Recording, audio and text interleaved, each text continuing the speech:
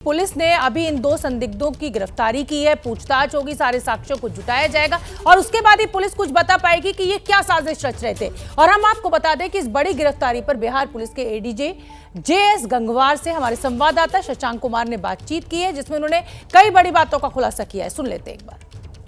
पटना के फुलवारी शरीफ से पीएफआई के दो संदिग्ध आतंकियों को गिरफ्तार किया गया है। पूरे मामले पर हमारे साथ बातचीत करने के लिए गंगवार सर हैं, एडीजी हैं।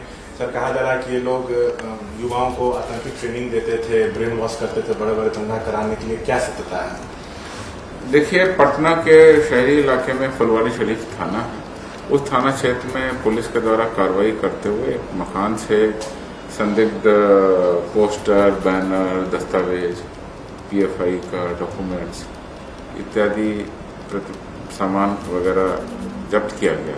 2 मोबाइल फोन भी जब्त किए गए हैं। इन सभी के भी छानबीन की जा रही है। प्रथम दृष्टया इसको देश विरोधी और 2 कम्युनिटी के बीच में वैमनस्यता फैलाने के उद्देश्य से जो होता है उसको मानते हुए एक प्राथमिकी दर्ज की है। उस प्राथमिकी में अभी तक 26 लोगों का नाम प्राथमिकी में दर्ज किया गया। उस 26 लोगों में से 2 लोगों को गिरफ्तार कर लिया। 11 तारीख को गिरफ्तारी हुई है। 12 को पीएम मोदी पटना आने वाले थे, तो क्या उनको टारगेट करने की कोशिश थी? क्या जांच में सामने आ रहा है? देखिए, अभी बहुत ही प्रारंभिक स्टेज पर मामला है।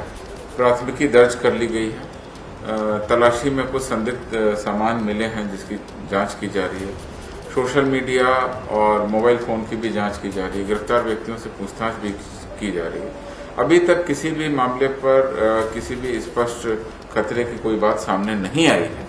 रूटीन कार्रवाई के तहत जो पुलिस को सूचनाएं मिलती है उसके तहत छानबीन के क्रम में पुलिस के द्वारा जब गई तो इस तरह की पूरी बात का खुलासा हुआ। इसलिए ये बात पूछ रहा हूँ क्योंकि उसमें से एक जो अतहर है वो उस आरोपी का भाई बताया जा रहा है, जो गांधी मैदान में ब्लास्ट हुआ था, मोदी की सभा होनी थी डेरा में, उसका आरोपी का भाई बताया जा रहा है। इस एंगल से देखा जा रहा है कि पीएम आ रहा था, लोग कोई बड़ी घटना को अंजाम देने की फिराक में तो नहीं थे। देखिए, पुलिस को जो सूचनाएं मिली थी उसके आधार पर ही मैंने आपको बताया प्रोएक्टिव तरीके से कार्रवाई की गई। जहां तक अनुसंधान है तो अभी प्रारंभिक स्टेज में, इसलिए कुछ भी तथ्यात्मक रूप से कह पाना बहुत जल्दबाजी होगी। पुलिस का इन्वेस्टिगेशन आगे बढ़ने दीजिए और उस पर जो और तथ्य आएंगे क्रॉस वेरिफिकेशन होने दीजिए। जो बाकी सामने आएंगी बातें उनसे भी बात पता चलेगी। ये सभी जांच का विषय। तो एक बार जांच होगी उसके बाद में सारी की सारी बातें सामने आएंगी। तो ये थे गंगवार साहब, जिन्होंने साफ तौर से कहा कि पीएम को लोग टारगेट करते या नहीं करते ये भी कह पाना मुश्किल है। जांच जारी है। इन्होंने कहा है कि जैसे ही सूचना मिली पुलिस ने छापेमारी की और गिरफ्तार किया है। कैमरा पर्सन विशाल राय के साथ शशांक कुमार, एबीपी न्यूज पटना।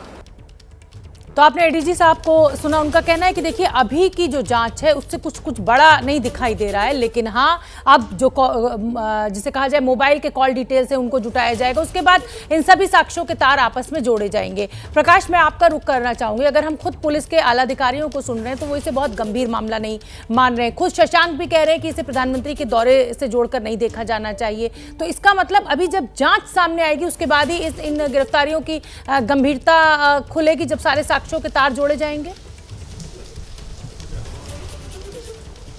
बिल्कुल, एक पहलू था आतंकी पहलू, आतंकवाद से जुड़ा हुआ पहलू, और दूसरा है इंटरनल जो हमारे देश में हो रहा है। जैसे इनका उपयोग आखिर कहाँ किया जाएगा? जो ट्रेनिंग दी जाती है, इनका उपयोग होता है जब दंगा हो, जब हिंदू मुसलमान आमने सामने हो, तब क्या हो, ताकि इनको इंजेक्शन भरा जाता है उनके दिमाग में। ये बात पूरी तौर पे, मुकम्मल तौर पे रखा जाता है कि आपको कैसे लड़ना है, कैसे इस्लामिक स्टेट की तरफ बढ़ना है। एक तरफ हिंदूवाद की बात होती है, दूसरी तरफ इस्लाम की बात होती है। नुपुर शर्मा का जैसे प्रकरण हुआ, तो इस तरह की प्रकरण जब भी सामने आते हैं तो युवाओं का क्या रोल हो, अगर वो सीधे तौर पर आतंकवाद या आतंकवादी घटनाओं से नहीं जुड़े हों, तो देश के अंदर में कैसे वो उपद्रव जब भी हो तो उनका क्या रोल हो, इस तरह की ट्रेनिंग हो जाती है। और ये ट्रेनिंग काफ़ी भयावह है। एक तरह से कह सकते हैं कि ये जो जहर भरा जा रहा है, इससे हिंदू मुसलमान के बीच जो झगड़ा आमतौर पे जब भी किसी स्टेट में देखा जाता है तो उसमें बहुत मुश्किल हालात पैदा कर देता है, और पुलिस प्रशासन के लिए, कानून व्यवस्था के लिए सबसे गंभीर मसला होता है। और यही वजह है कि इस तरह की ट्रेनिंग कैंप्स पर नज़र रखने की ज़रूरत है। और जैसे ही पता चले, क्योंकि दरभंगा मॉड्यूल हो, समस्तीपुर, आपने देखा कि नॉर्थ बिहार से सबसे ज़्यादा इसका कनेक्शन है, और नॉर्थ बिहार के बाद अभी फुलवारी शरीफ, क्योंकि मैं यहाँ पर काफ़ी दिनों से रिपोर्टिंग कर रहा हूँ तो खास इलाका है जहाँ जो मुस्लिम बहुल्य इलाका है, वहाँ पर तो दिन में पुलिस भी जाने से डरती है। तो ऐसे में अगर इस तरह के हालात पैदा होते हैं तो उस पर काबू कर पाना बहुत मुश्किल हो जाता है। इसलिए ये ट्रेनिंग कैंप्स जो चलाए जा रहे हैं, इस पर जी। नकेल कसने की जरूरत है। इस तरह के जो खुलेआम बातें होती है, लोगों का जो समर्थन होता है, जी। इसको देखने की जरूरत है।